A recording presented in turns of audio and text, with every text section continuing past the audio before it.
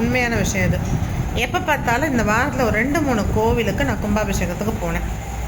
அதில் ஒரு நல்ல உள்ளம் மீன் சொன்னால் நிறைய பேர் மனசுக்குள்ளே வச்சுருப்பாங்க, வெளியே கேட்க மாட்டாங்க. ஆனால் அந்த மனிதர் என்னை கேட்டுட்டார், மேடம் சுவாமி சிலை கல் தான், அது மேலே தண்ணி ஊற்றுறதாலையும் செப்பு கலசத்து மேலே தண்ணி ஊற்றுறதாலையும் மட்டும் சக்தி வந்துடுமா?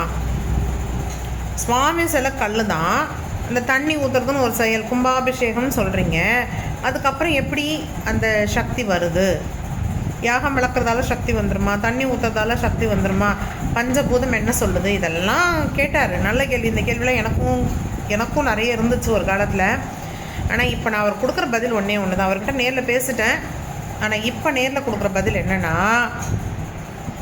ஆஃப்டரால் ஒரு வெள்ளை காகிதம், ஆஃப்டரால் ஒரு அரசாங்கம் அச்சடிக்கிற ஒரு இயந்திரத்துக்குள்ளே போயிட்டு வெளியில் வரும்போதே பண நோட்டாக வருது, மதிப்பு கூடிடுது.